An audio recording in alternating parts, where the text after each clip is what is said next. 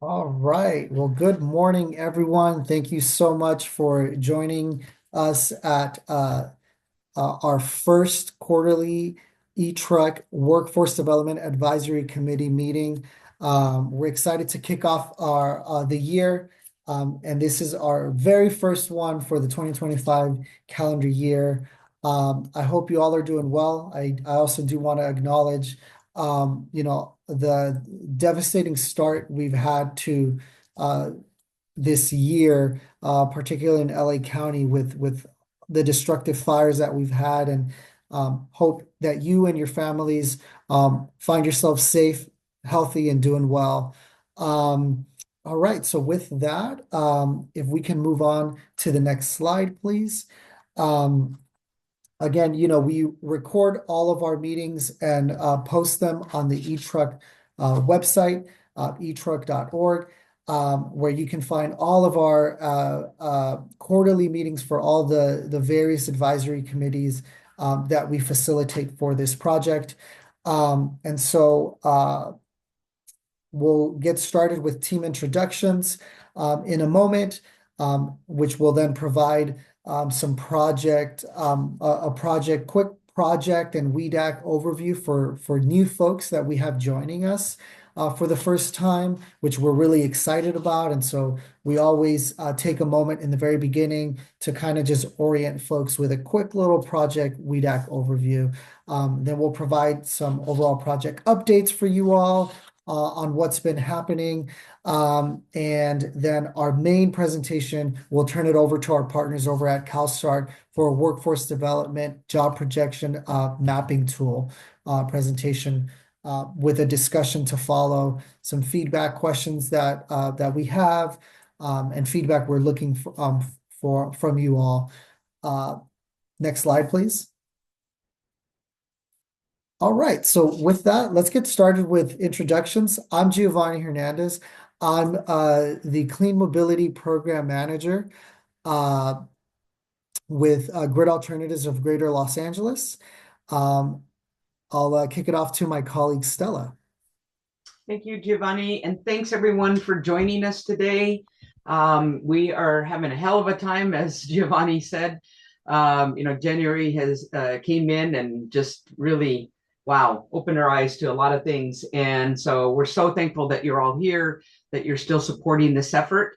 Stella Ursua, Director of Community Engagement and Partnerships at Grid LA, the LA office. Thank you. Who's next, Giovanni? I think Shamika's out today. Priscilla? Yes, Priscilla. Yeah, thank you. Hi, good morning, everyone. My name is Priscilla Martinez. I am here on behalf of Shamika Dixon. My title is I'm the program manager over in the Workforce Development Department for GLA, for Grid Alternatives for Greater Los Angeles. Thank you so much. Super excited to be here. Thank you, Priscilla. I'll send it off to Aaron and Gia.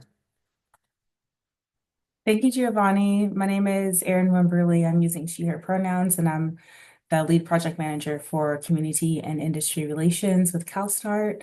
Many of you have seen Tuan here in place of me. She has moved on to another company. We're very excited for her, very happy for her.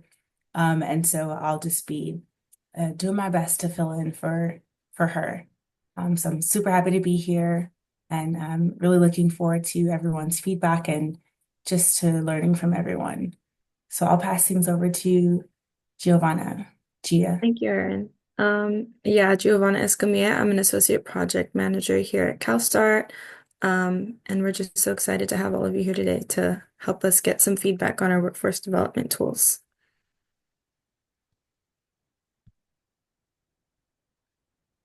All right. So for the project overview, we'll just give you guys a quick refresher. eTruck's purpose as a project is to create a California research hub to facilitate and accelerate the electrification of the heavy-duty drayage vehicle market. Our goals and objectives include advancing the research, development, and demonstration needed to extend the delivery range of heavy-duty battery electric trucks. We also aim to engage broad stakeholders to ensure eTruck utilizes community feedback and input to promote community engagement and workforce development with a community-first approach. And lastly, the project aims to plan, design, and deploy innovative public corridor charging strategies for battery electric trucks, and this is beginning with drayage. Wonderful. Thank you, Gia. And a quick overview of the WDAC. So WDAC again stands for the Workforce Development Advisory Committee for this project, for the eTruck project.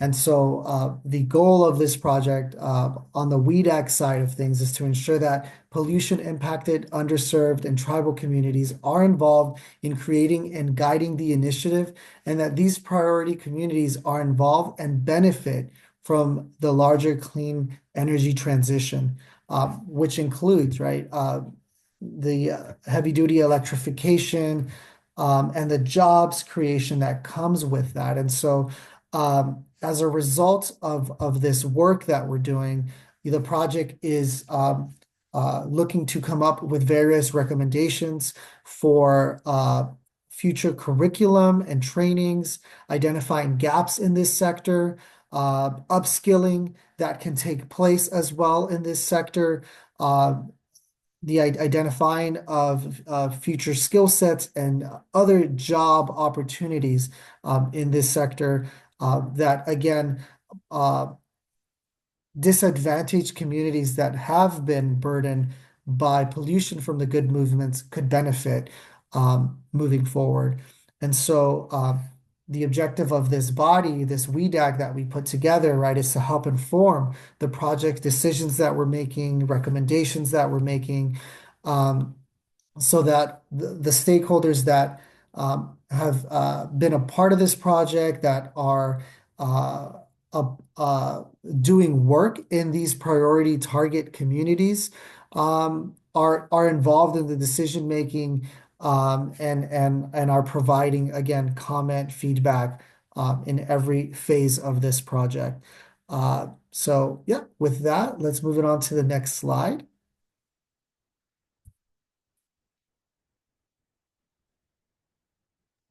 All right. So we have a few project updates for you guys. The first one being that we're excited to share our new workforce navigation tool with you all. This is eTruck's ZEV Training Hub. This interactive tool is for those who are exploring workforce opportunities in the zero emission vehicle space.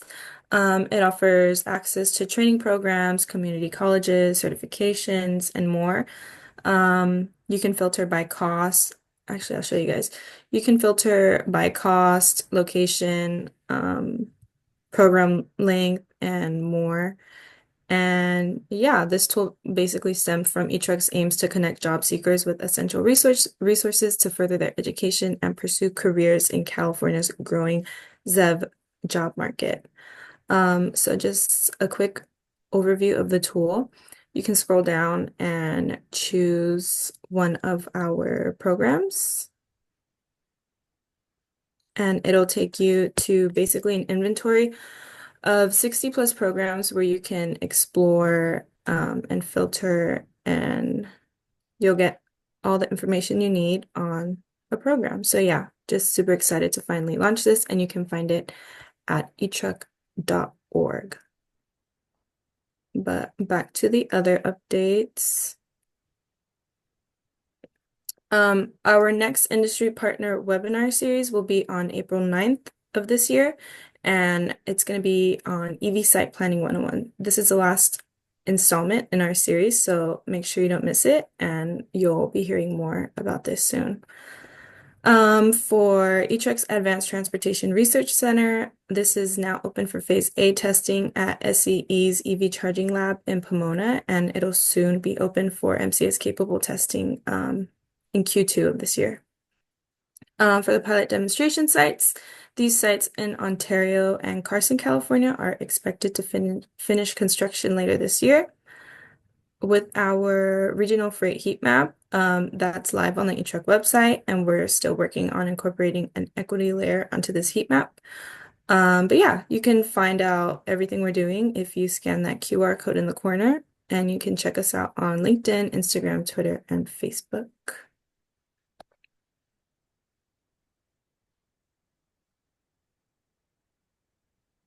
Great. Thank you so much for those updates, Gia. And with that, we will not prolong our main presentation any further, and I'm happy to introduce our guest presenters for today, which happen to be from our very close partners from CalStart, Elizabeth Hellier and Lisa Wagner. I'll send it off to you all to take it away. Thank you both. Thank you.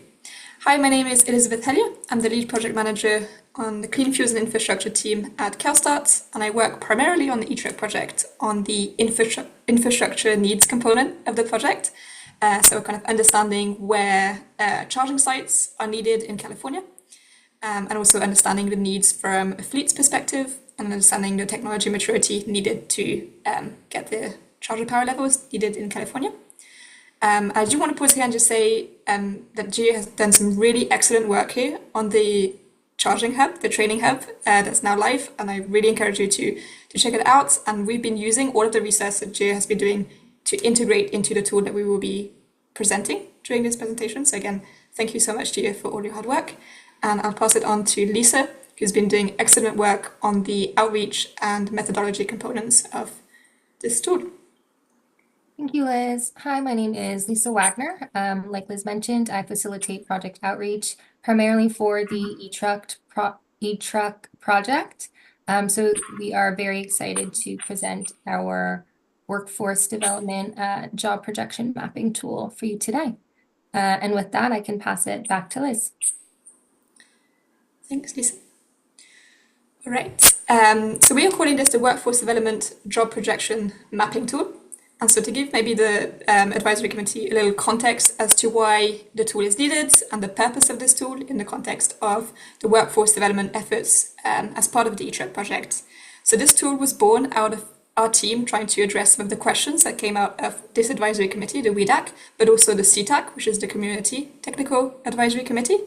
And so the first question that kind of the team are attempting to address through this tool is the question of how do we amplify the positive economic effects of having these charging stations within these communities, right? So in other words, how do we make sure that the local residents of the area where the charging station is being built are able to access the jobs that are being created in their area?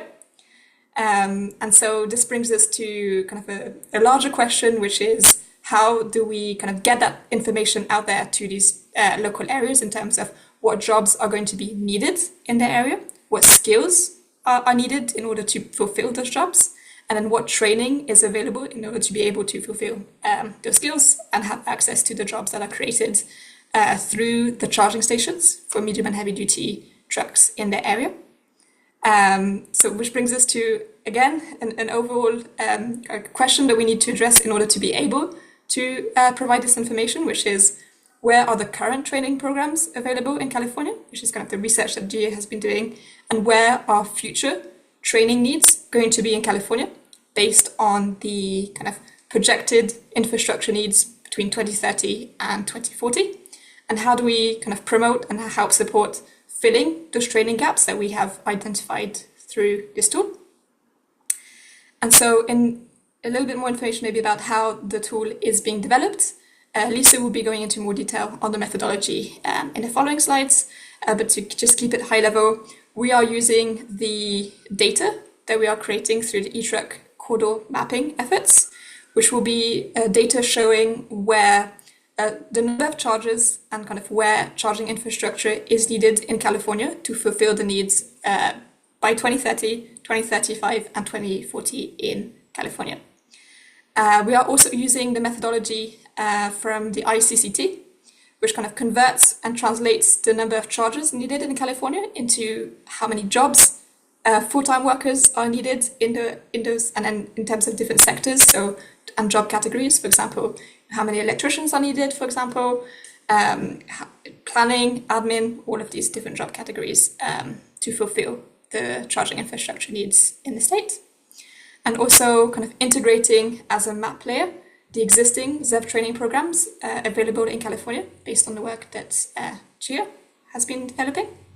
And then we've also kind of conducted additional interviews and literature review to understand kind of the current state of workforce development in California. And so how we anticipate this tool kind of being used, or the purpose of this tool. So in terms of the brainstorm that we have kind of done so far, it could be used as a tool to guide community colleges and local groups in workforce planning. So for example, we could show this tool to community colleges which are located within an area where we will kind of anticipate many jobs being created and specific skills that are needed in that area that aren't currently being fulfilled by the current training in the local area, and maybe work with community colleges in developing new programs. It could also be used by local groups to advocate for funding, for example, and to kind of understand what training and funding would be needed in their area in order to promote workforce planning.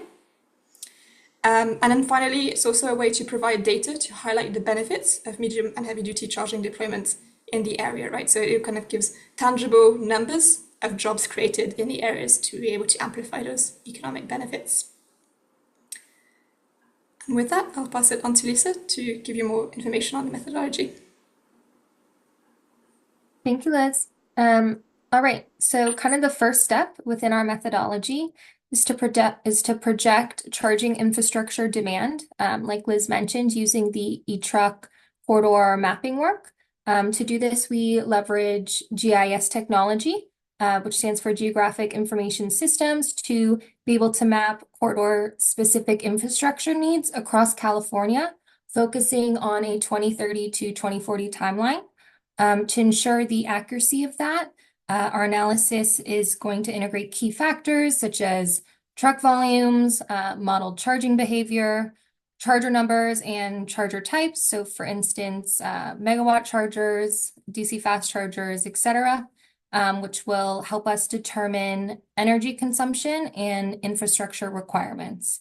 And there's a few ways that we can kind of go about this. So if you're looking at the right-hand side of the screen, you'll see a map, and we can categorize charging stations into small, medium, or large classifications based on, for instance, power needs, truck density in each area, land space availability, for instance, but we are most likely going to be focusing on kind of the different power levels and charging station types.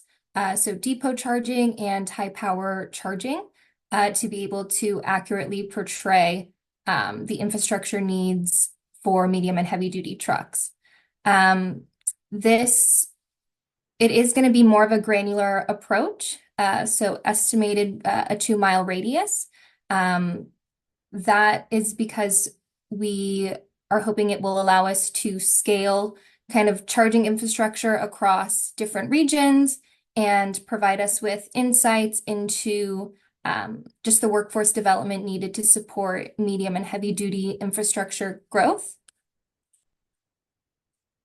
And kind of also within that first step is, once we have defined the infrastructure needs, we are going to apply the International Council on Clean Transportation's methodology from their 2024 Charging Up America report.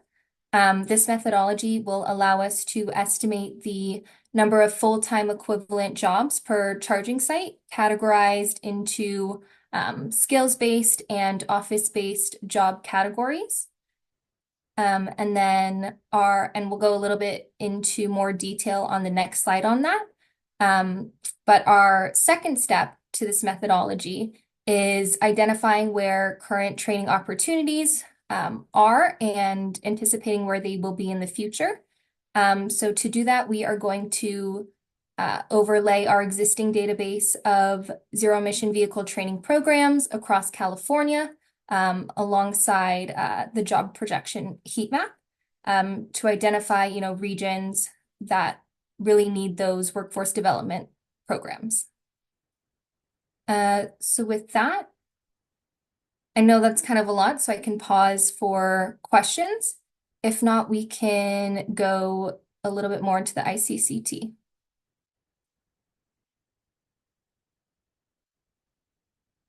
Okay. So the ICCT is really based on certain job types. So these are the categories that they use. One for skilled-based labor and the other for office-based. We do have a few other considerations in the example that Liz will speak to you about a little later on, just based on our feedback from our interviews and research that our team has provided in terms of existing literature.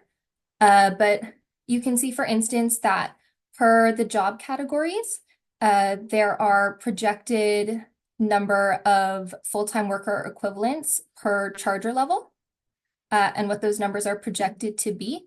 So we would translate this methodology onto the eTruck corridor mapping.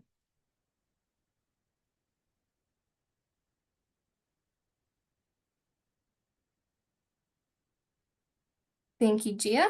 And then kind of the last part is the zero emission vehicle training programs. These are some of the categories and examples that you'll see integrated within our projection tool. This is something that we have overlaid as an example for you to see kind of visually. It is something that we're still working on.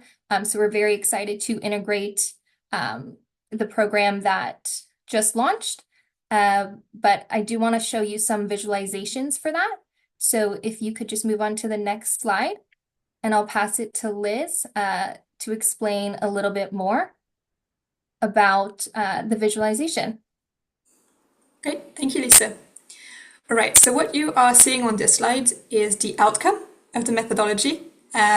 So as Lisa explained in the methodology, we are using the modeling results from the eTruck project. These are not currently kind of ready to be integrated into the tool. So alternatively, kind of as a draft map, in order to kind of show a visualization of the tool, we have been using the data from, so the CEC has an annual infrastructure assessment called AB 2127, which gives a total estimated number of chargers by power level by county. So county level at this point in time is kind of the most granular level that we can show in a tool. But just keep in mind that the actual tool, once it's ready, we'll be looking at kind of a geographical level as small as a 2-mile radius. So here, for example, you're just seeing, for example, a dark blue county versus a light blue county. But in the actual tool, you'll be able to see, for example, a dark blue 2-mile radius versus a lighter blue 2-mile radius. And so it will be a patchwork of colors there within an area. And so it would allow us to get a lot more specific in terms of where the kind of potential job needs will be in California. So just keep that in mind. So what we're seeing here, for example, on the right-hand side is an example of LA County. So we've taken from the assessment from the CEC the total number of chargers that are estimated in 2030 for the county of Los Angeles, which is 27,215 chargers. And we've converted those numbers into the ICCT methodology, which uses person days. And then if we aggregate those person days, it will give us a total number of full-time job equivalent workers in LA County, which is 2,370 workers there that you can see at the bottom of the table, broken down by kind of sector. So you may notice here that we've added a job category, which wasn't in the original ICCT methodology, which is site attendance. And so this is something, kind of an assumption that we've been working through with infrastructure developers and through kind of interviews in the industry, trying to understand for each individual charging station that will be kind of on the grounds in California, are we expecting a site attendant to be there 24/7? And if so, would a site attendant need to have technical skills in order to support, for example, any issues that may arise with the charger? It's still a question that's up for debate, and there's no industry consensus at this point in time. Some infrastructure developers are looking to fully automate the site and have an on-call technical support that they can call when needed, and other sites are looking to have a 24/7 site attendant on site that's able to provide basic technical support, and so this site attendant would need to have certain training in order to be able to get the job at the site. So we're still working through some of these assumptions, but at this point in time, we're just assuming that there will be kind of one site attendant per charging station in LA County. just on average, based on some sites needing more than one site attendant and some sites being fully automated. And we've also here highlighted in blue the job categories that we consider as being localized. So for example, general labor construction. In speaking to infrastructure developers, they usually hire people within the county to be able to fulfill kind of the construction needs at the site. Similarly, for electrical installation, electrical maintenance, and site attendance, they're all kind of localized jobs where we're expecting the worker to be within the county, to be working at a specific site. And as you can see, we've also here overlaid the training available in LA County. So as you can see here, the ZEV training programs are in yellow and the university research centers in purple here. And so this map, when it will be available on the eTruck website, will be an interactive map. So you would be able to kind of zoom in on a specific area of interest and click, for example, on the ZEV training program that's already available in the area. And so then you would be able to kind of compare the specific job categories that are needed in that area and the skills needed in order to obtain those jobs, and then the training available in that area, and see, kind of compare, are we missing some skills and training in this area to be able to fulfill the local workforce needs. And if we move on to the next slide, this is an example kind of at a statewide level. Again, at this point in time, the most zoomed in we can get is county level based on the data that's currently available, but we will be able to get a lot more granular in the final version there. So I'll just maybe pause here and open it up to any questions the advisory committee may have.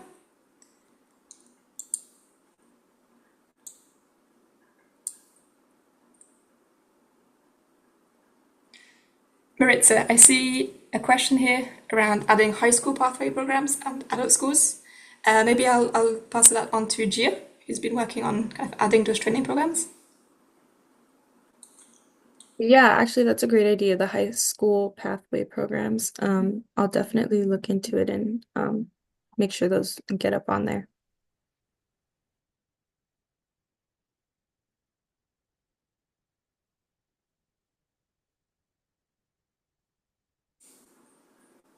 Even though this is only county level, I think that we can kind of see a clear pattern emerging already in this map.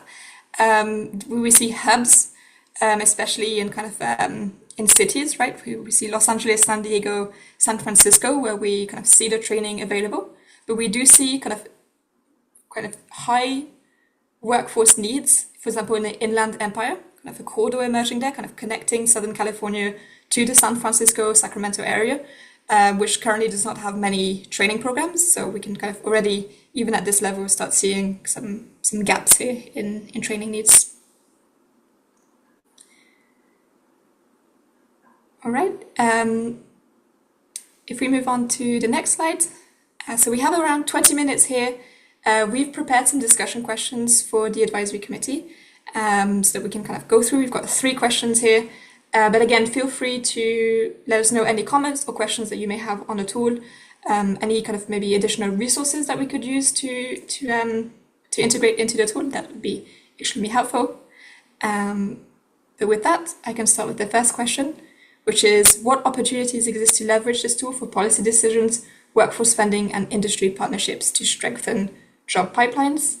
And so the context of this question really is, we've already brainstormed ways that this tool could be used, for example, as ways for local groups to leverage for future funding, for example, or community colleges could use to assess what programs may be needed to kind of be developed at their community colleges. We've also brainstormed maybe using this as a tool that could be shared with high school career counselors as a way to kind of help kind of guide high school students into career paths in the zero emission vehicle sector. But do want to open the floor up to the advisory committees if there's other ways that we could use this resource.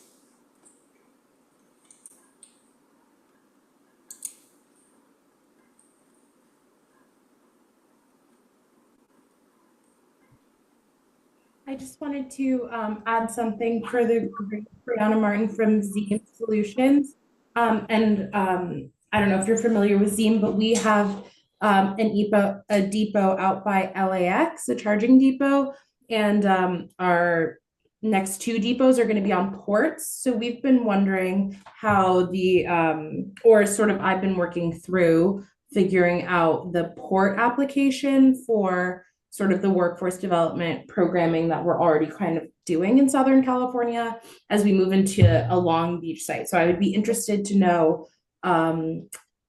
if the ports that we're moving into have an interest in a tool like this and what angle they're thinking about it for. Because I think one of the biggest things we're tasked with as a provider is getting the information and figuring out what the needs are for the port community specifically when they can be somewhat resistant to the new technology.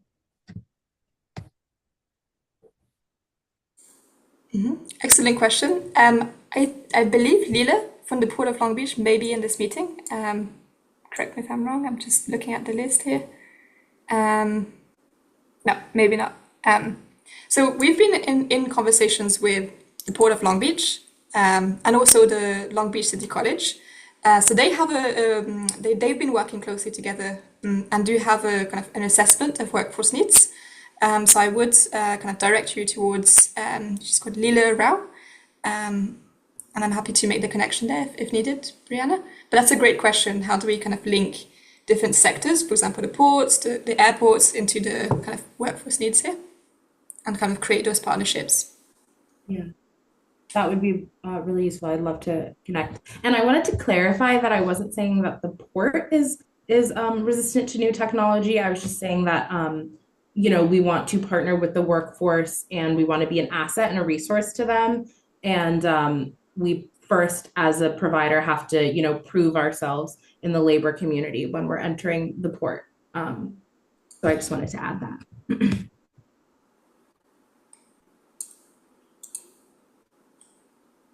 Good morning. I'm Lillian. I'm with Celico Workforce Development Board, where we do have a funding source for training, upskills training for industries in manufacturing, the ports. So I could see this tool definitely being useful in identifying those training providers and really connecting the industry and training providers to provide funding so they can access the training and lower overhead costs. So I'm open to really just more ideas in how we can utilize this tool and bring industries and workforce together. Thank Great. you, Ian.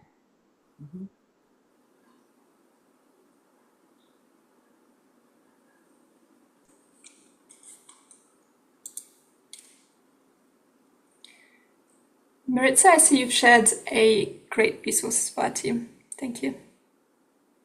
Yeah, I think kind of encouraging as many partnerships as possible is definitely, I think, the way to go here.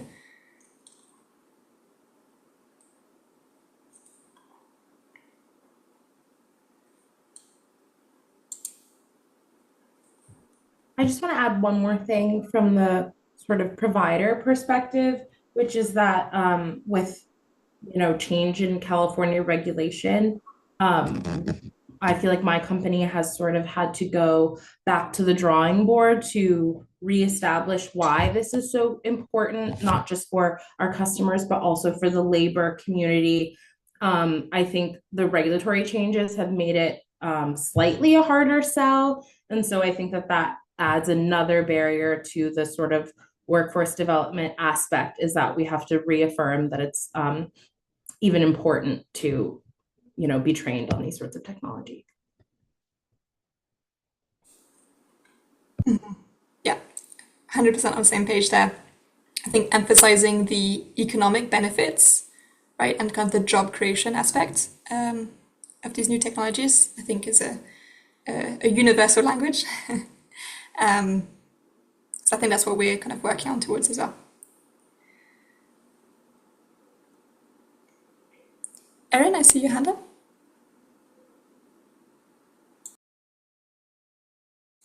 I think you're muted, Erin. Thank you. I only did my video.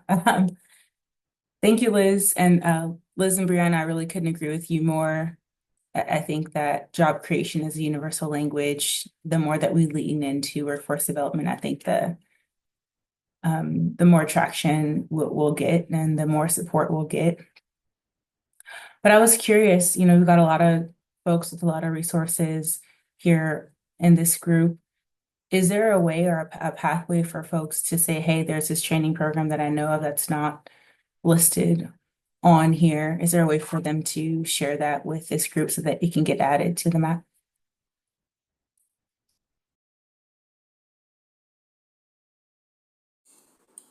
Great question, Erin. I think I'll pass that on to Giovanna.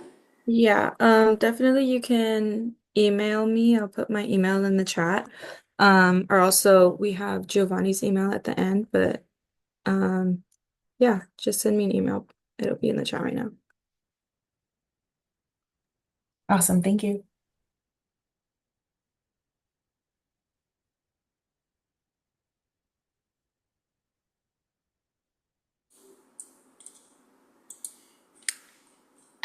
Gia, are you able to answer Dr. Michelle Yanes's question? Yes. Not all of them are predominantly for EV infrastructure. We do have a lot of programs in there from the community colleges where they're like kind of the EV auto technicians or mechanic type trainings. So yeah, a lot of them are geared towards the infrastructure, but also a lot of them are on the vehicle side or I guess energy is kind of infrastructure too, but utility, auto and infrastructure.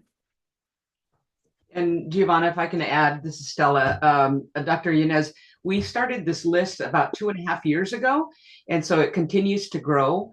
We started just with the programs that we knew, and so there's perhaps a few there that are listed around solar installation training, battery storage training, and like Giovanna mentioned, maybe some other programs around EV technician type of training. But it continues to grow. And so, definitely we encourage everyone on the call. If you know of another program that's out there, please get a hold of Giovanna or Giovanni, and we'll continue to add to it. Thank you. Yes, thank you, Stella. Mhm.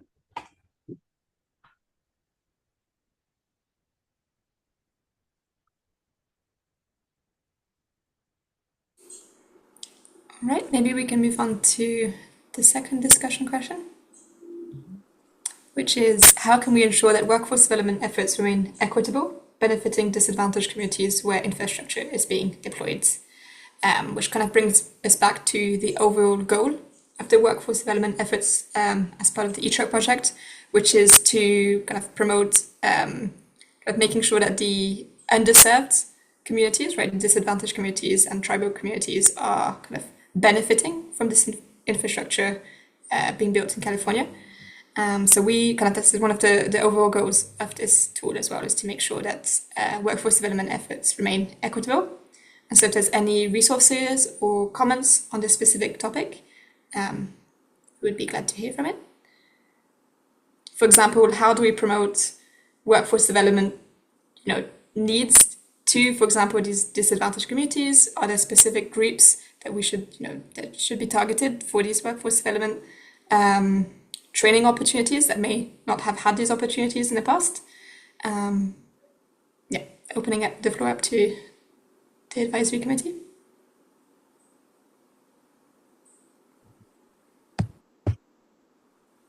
Not to stay on my specific example, but I do think moving from our site in Inglewood to a port application, we want to be able to target diesel mechanics already sort of working on the port, and as a way of I guess reducing any harm that we may be doing, like to sort of train the people who are already working on vehicles up on the new technology. We really want to be able to work together with that community. That's a great point. right, retraining those that are already in the industry towards the zero emission industry. I have a question. As, as far as we know, CARB has still not pushed back the date for the trucks to transition, right? Are we still moving forward with that? Because if so, I still think that it's still relevant, like Zeem is still relevant for those operators who have trucks that don't, who won't be able to afford to transition their trucks. Does anybody know if everything is still the same here as far as the cardboard and the trucks that have to transition at the port? Are you referring to the recent change with the Advanced Clean Fleet waiver? Yes. So the waiver change, I think what we've put out to our community is that the waiver change is definitely significant, but that ACF is still in effect. It's still the law in California, and that the uptake and implementation of that should be like, I don't know, moving forward as planned. Mhm. That's sort of what we've been communicating to the fleet community.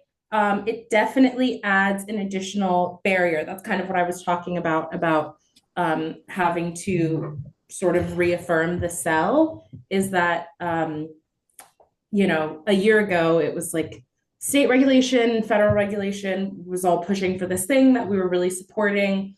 And we believe that turning away from emissions reductions would be a mistake because these things are still in effect despite looking differently and feeling uncertain in this moment. So we're just really working to like reassure customers and to be, most importantly, to be available to fleets, whether they're customers or not, just to help them understand the changes that are going on and also to combat misinformation. I think I've seen a lot of things published about ACF and ACT that are not even necessarily true. So we've been sort of full steam ahead in making sure that everybody that we have access to is properly informed. But I do think that there can be a greater push from the industry as a whole in not just informing our community, but also in understanding their sentiments, right? I think we've been having a lot of internal conversation about understanding in this new year and in this new climate who is pro electrification and why they are, and not making assumptions about who's doing what and for what reasons. Um, Hard to do internally. I think we look for our industry peers and sort of like the policy community to sort of give us that feedback, but some sort of like research based like information about that would be really useful for our purposes. Okay, thank you.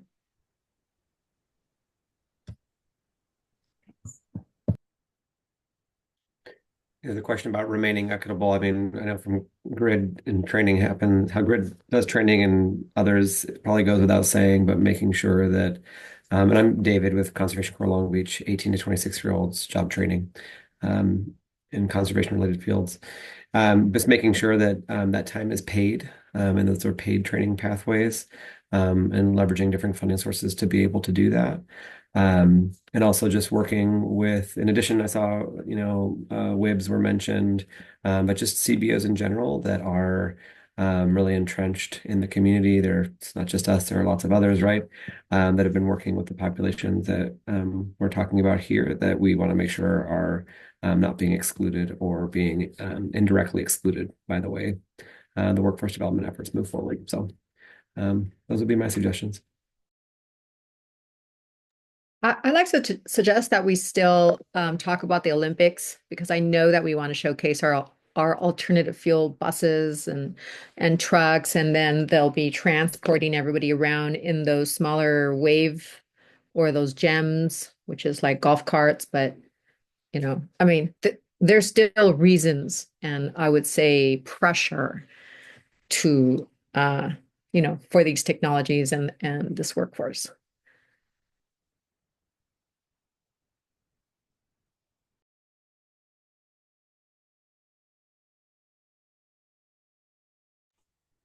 Elizabeth, should we go on to the next question? Sounds good.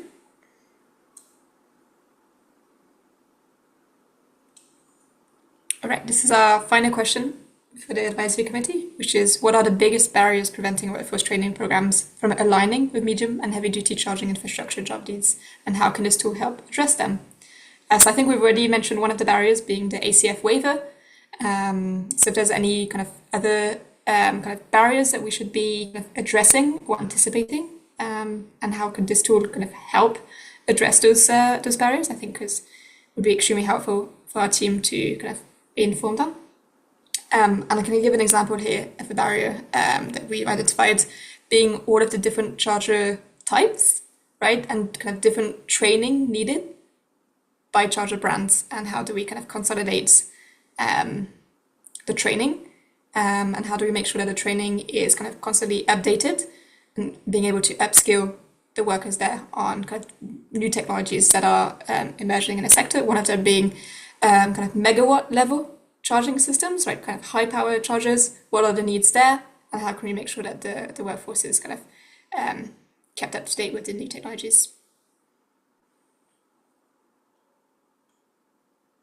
Or maybe just from experience, if we have kind of organizations here that are working in the kind of the training sector, any barriers that you may have encountered in kind of preventing these workforce training programs?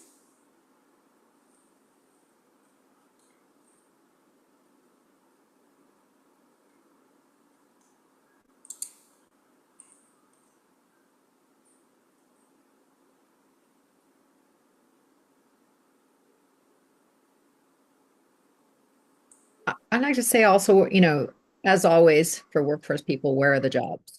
Like, I think that more training programs could be developed, but we need to have the employers that are actually hiring. So if that could also be in your system of like the actual job postings and what's open, that would be great.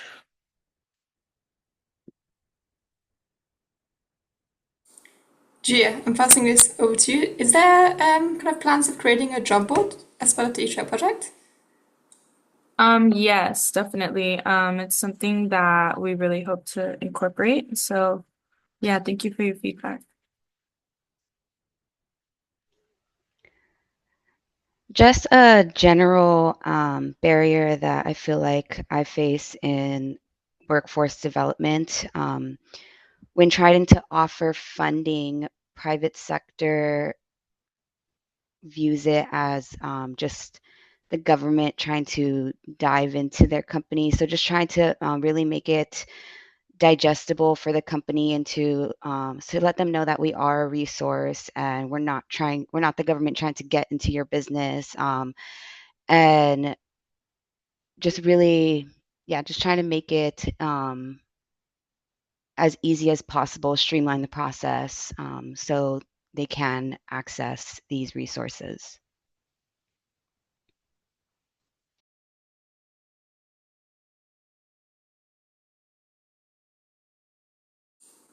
Thank you, Lillian.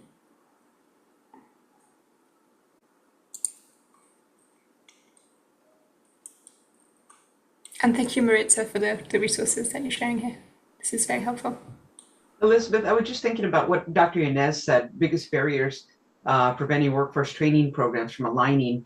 I think, it's going to be critical for us to find more employers, right? So we have Brianna from Zeem Solutions, Dr. Yanez, we both work with Bill Beverly from Evo Electric, right?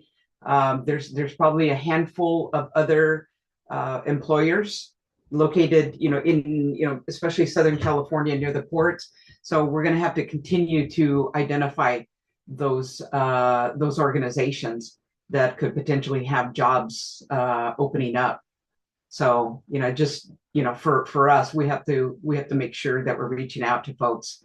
We're including them perhaps on some of the industry partners that we have, Elizabeth. I think that could be another source of potential workforce opportunities. Thank you.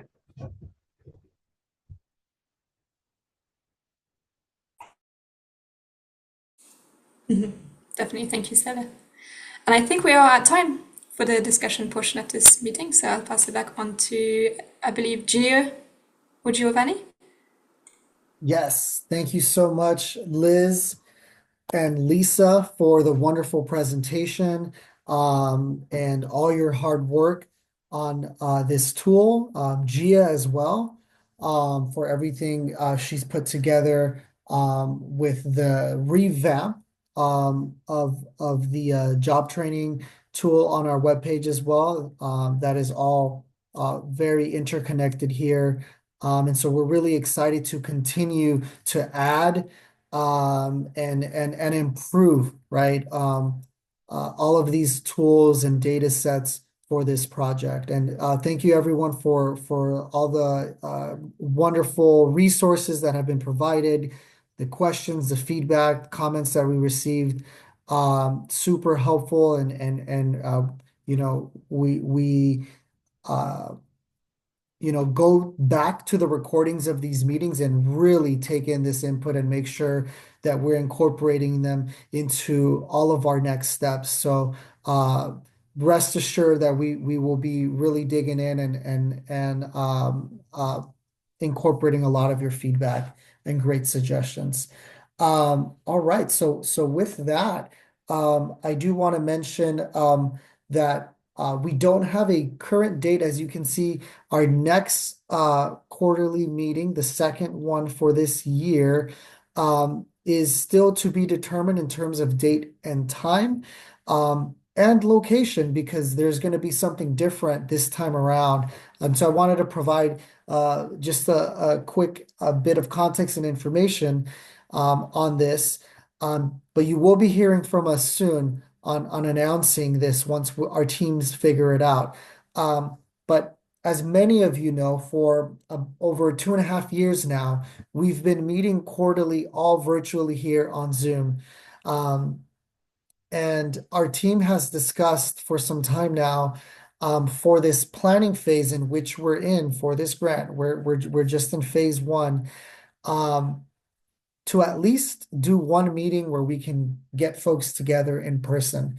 And so we have this idea that our team has been discussing of bringing both the CTAC, the Community First Technology Advisory Committee, and the Workforce Development Advisory Committees together for one joint in-person meeting. And we thought it'd be really relevant and exciting to get to do this at some type of charging facility, charging hub, where we can take a tour and where we can all get to see the technology in person, get to see an MCS charger in person, and that we've been talking about, that is going to be the type of charger that this project will deploy. And so I think it'd be wonderful for all of us to get to see that, get to see electric trucks up in person if you haven't gotten a chance to do that, et cetera, et cetera. And so we're still working out the details and figuring out a partner or where we can do this meeting, who can host us, right? So we're still, again, figuring that out.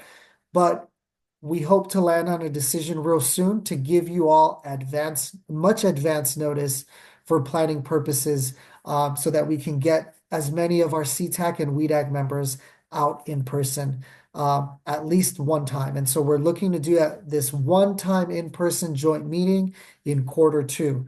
And then in quarter 3, we will resume back to a virtual setting, but it will also be the last quarterly meeting that we host for this planning phase 1 for the WDAC and for the CTAC. So wanted to let you all know we'll only have 3 quarterly meetings for the 2025 calendar year. So that's a really exciting update, and we hope to get some information for you all on that real soon. And then, as Gia mentioned in our project updates, we do have a scheduled April 9th industry partner webinar series scheduled, EV Site Planning 101, actually with our Zeem Solutions, Brianna, who has been providing some good questions and commentary throughout this conversation.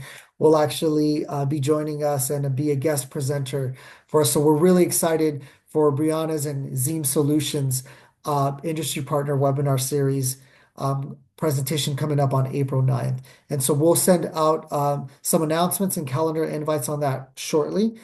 And then, as you all know, we always follow up with a copy of the PowerPoint slides and a recording to this meeting. So we will be sending that out to the entire WDAC when all of those materials are ready so that you all can peruse at your leisure. So those are the updates on my end. I want to kick it off to Ms. Stella for any closing items on your end. Yes. Thank you, Giovanni. Thanks everyone for your support, your participation. Elizabeth, Lisa, Giovanna, we really appreciate you all being here. And I just wanted to just use this last minute to remind folks that I know that folks are stressed right now. We have had so many conversations these last few days. I wish we had, 15, 20 minutes just to, kind of make it a gripe session, if you will, and so that everybody could kind of share where they're at right now. But know that we are not resting on our laurels. We are all looking at other potential opportunities. Somebody, I think it was Maritza that mentioned, the Catalyst funding from the California Jobs First initiative. And so that was just released. I think it was this week, the planning grants. So please take a look at that. If you're not a member yet, just go to the LAEDC website and you can become a member, learn more about those grants. Grid Alternatives will be submitting a couple of proposals, but I encourage you to look at those grants. I'm also putting something in the chat. I'm just started having our staff take a look at other opportunities out there, and there's still grants out there, right? They're more at the state level, like this one, for example. It is a battery, Los Angeles Battery Workforce Initiative, and it's led by the Department of Energy, but it's it's something that is still being highlighted right now. It's just an example, and so we are putting together a list of other grants that are still out there. And if you want to work with us, if you have any ideas for a partnership or collaboration, please contact us. Please contact me, contact Shamika Dixon, our Workforce Development Director, because we don't want this money to be left on the table. We want to make sure that we're all identifying these opportunities. We have a big grant that's on hold right now for Grid Alternatives. But that's not going to stop us. That's not going to keep us down. So anything that we hear that we feel you might be interested in, we will definitely let you all know. So thank you for that. Thank you, Giovanni. Wonderful. So there's our emails there for the grid team if you'd like to reach out, and then also the emails for the CalSTART team as well. So again, thank you all so much for your time today, for joining us, and wishing you a great rest of your week. Thank you all so much. Take care. Thank you. Thank you.